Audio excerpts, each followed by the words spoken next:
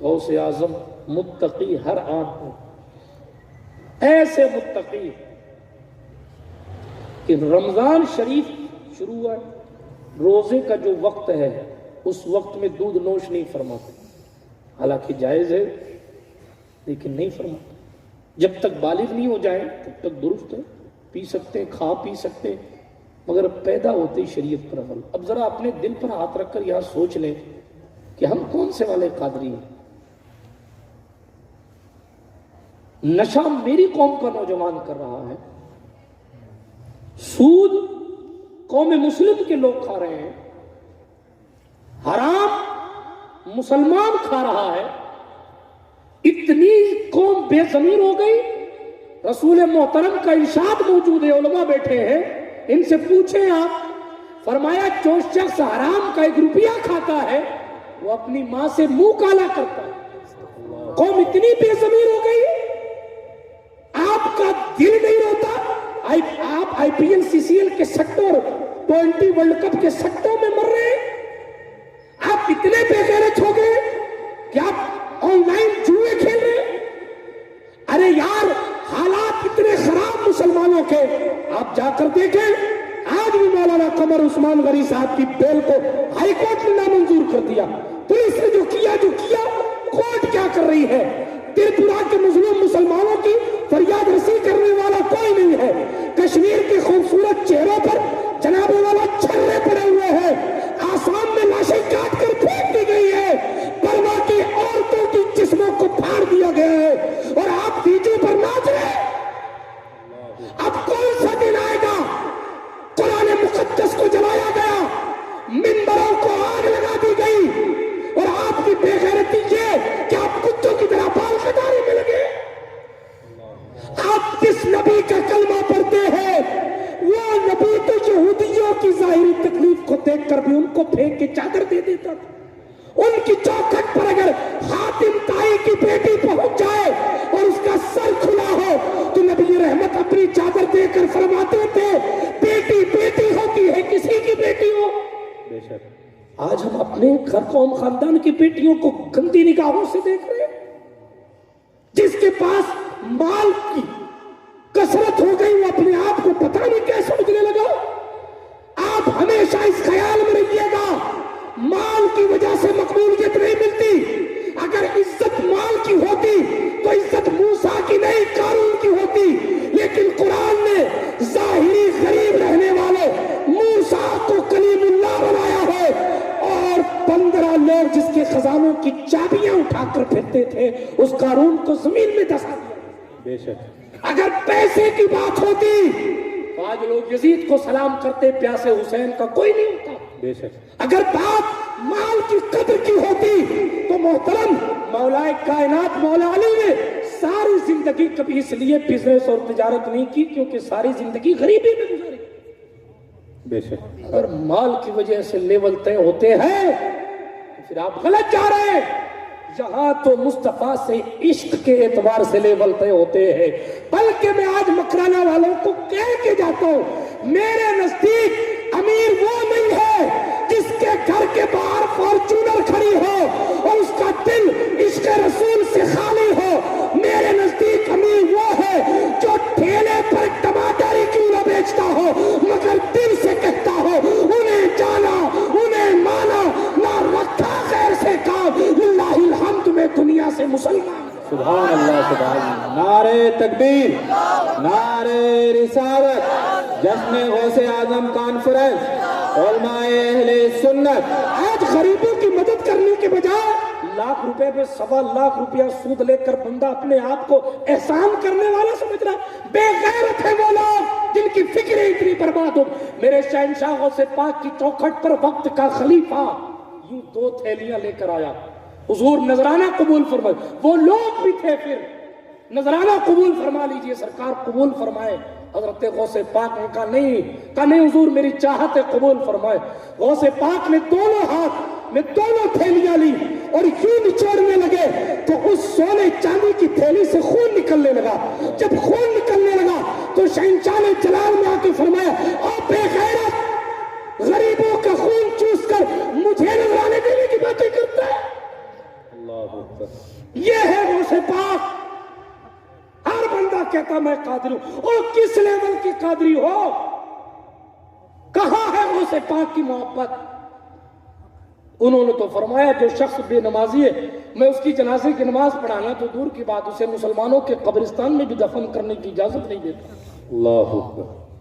اور ہم اور آپ کہہ رہے نہیں ہم تو پکے ہمارے پیر صاحب بچا, اور کوئی پیر صاحب نہیں بچائے گا. میں نہیں ڈرتا کسی سے. اصول تو محمد عربی کا چلے گا. شریعت کسی کے باپ کی نہیں ہے, شریعت زہرا کے بابا کی ہے, اور ہے قول محمد قول خدا.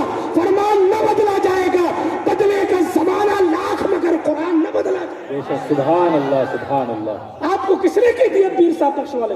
پیرانے پیر دستخط نہ کریں تو پیری لٹکی رہتی ہے, قبول نہیں ہوتی ہے. بے شک. ہاں, بندہ اس وقت تک مرشد نہیں بنتا جب تک غوث اعظم دستگیر کی نظر نہ ہو. بندہ اس وقت تک ولی نہیں ہوتا جب تک غوث پاک کی رضا نہ ہو. لوگ یہ ولایت کوئی چلتی پھرتی چیز ہے؟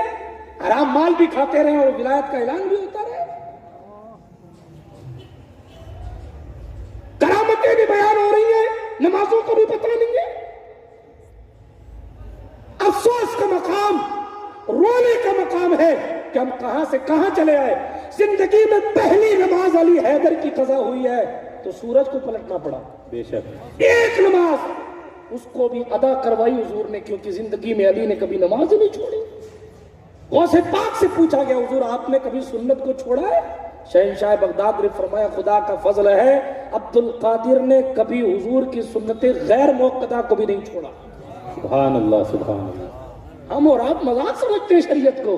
اے شہادت گئے الفت میں قدم رکھنا, لوگ آسان سمجھتے ہیں مسلمان ہونا. غوث پاک کی چوکھٹ پر بندہ گیا حضور گھر میں برکت نہیں ہوتی, دعا فرما دیں. تعویذ نہیں دیا, پانی دم کر کے نہیں دیا. میں نہیں منع کرتا کہ تعویذ لینا, جاگیر ہے ہمارے باپ داداؤں کی تعویذ. لیکن محترم شہنشاہ بغداد نے فرمایا جا تیرے گھر پہ پردہ لگا دینا, تیرے گھر پردہ لگا دینا. گھر پہنچا, گھر پہ پردہ لگا دیا, خوب برکت ہوئی. نذرانے لے کر شہنشاہ بغداد کی چوکھٹ پر پہنچا. حضور نذرانہ قبول. جلدی نہیں لیتی تھی غوث پاک نذرانہ, کسی جلدی نہیں لیتی. پوچھا کس لیے لائے ہو؟ کہا حضور آپ نے پردہ لگانے کا کہا تھا, میں نے پردہ لگا دیا, اللہ نے خوب برکت دی. سبحان اللہ سبحان اللہ. لیکن یہ بات سمجھ نہیں آئی کہ صرف پردہ لگانے سے اتنی برکت کیسے آئی. مشہور سا قصہ ہے. کیا فرمایا, تیرا گھر روڈ پر ہے, گزرنے والے گزرتے ہیں تو ان کی نگاہیں تیرے گھر کے اندر پڑتی ہیں, اور ان گزرنے والوں میں بے نمازی بھی گزرتے ہیں. اللہ اکبر. تو بے نمازی کی منحوس نگاہیں جب تیرے گھر میں پڑتی ہیں تو اللہ گھر کی برکت چھین لیتا ہے. اللہ, گھر کی برکت چھین لیتا ہے. جب سے پردہ لگا دیا بے نمازیوں کی نگاہیں نہیں پڑتی, اسی لیے گھر میں برکت ہوتی. جب نگاہوں میں اتنی نحوست ہے تو پورے بدن میں کتنی نحوست ہوتی. بے نمازی.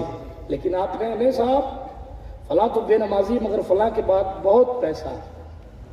یہ بھی خیال ہمارا کہ صاحب اس کے پاس پیسہ ہے, اس کو تو کوئی تکلیف نہیں آتی.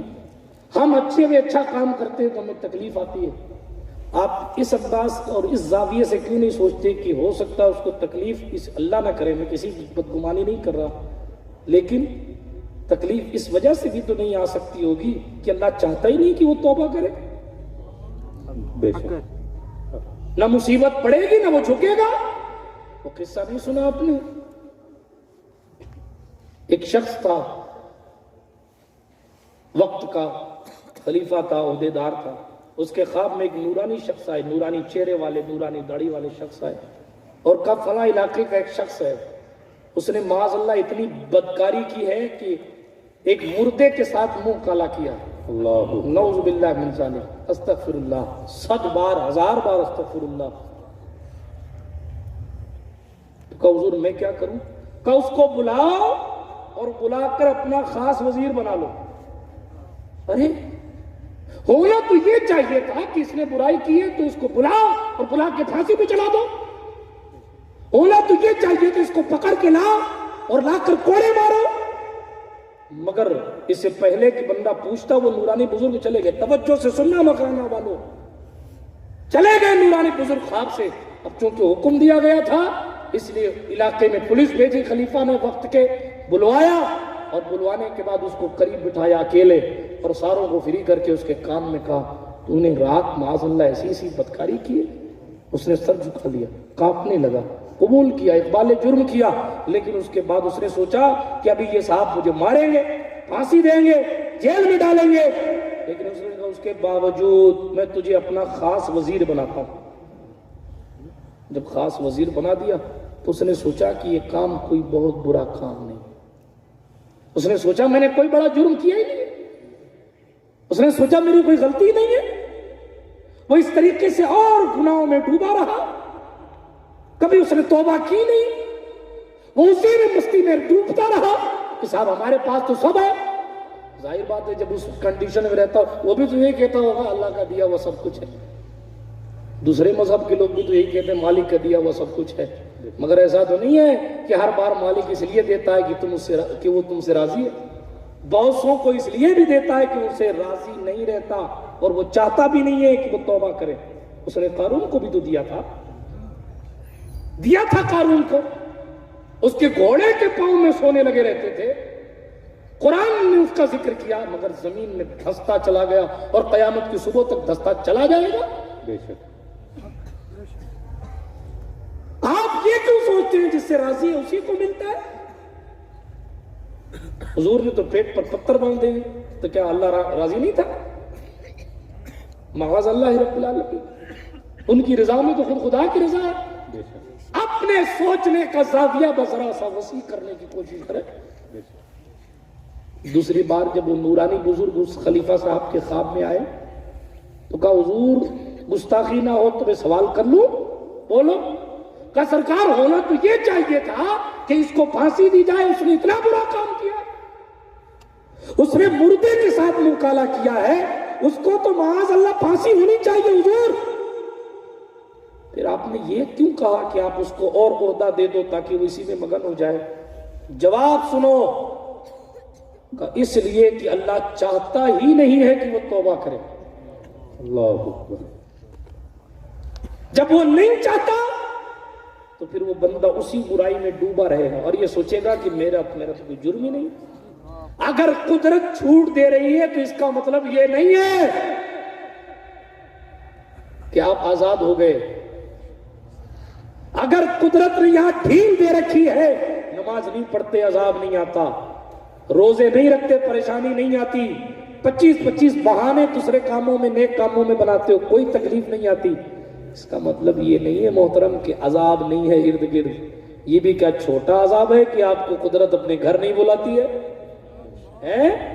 یہ کوئی چھوٹا عذاب ہے کہ ایرے غیروں کو خدا کے گھر میں جانے کی اجازت، جس کو آپ ایرا غیرہ سمجھتے ہیں اپنی نگاہ میں، ورنہ خدا کے گھر میں جانے والا ہر شخص جو ہے بے مثال ہے۔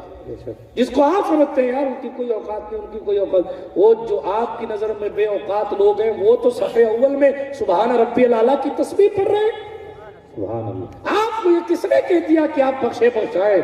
معاف کیجئے گا میرے جملے کڑوے لگے تو، پیران پیر روشن ضمیر سرکار غوث جیلانی رضی اللہ تعالیٰ عنہ کے اقوال پڑھیں، ہماری اور آپ اور صرف غوث پاک کیا، سلطان غریب نواز رضی اللہ تعالیٰ عنہ نے فرمایا لوگوں اگر تمہیں پتا چل جائے کہ تمہارے مردوں کے ساتھ قبروں میں کیا ہوتا ہے تو تم کھڑے کھڑے دھس جانا گوارا کرو گے۔ اللہ غریب نواز کے جملے ہیں۔ حضرت سلطان غریب نواز فرماتے سنو وہ شخص بدبخت ہے جو برائیوں پر برائیاں بھی کرتا رہے اور رزلٹ جو ہے وہ یہ سوچے کہ بھی اچھا ہی اچھا ملتا ہے۔ آج ہمارے دور میں تو بات ہے برائیاں کام یزید والے ہیں اور فائدے ہمیں حسین والے چاہیے، حالات ایسے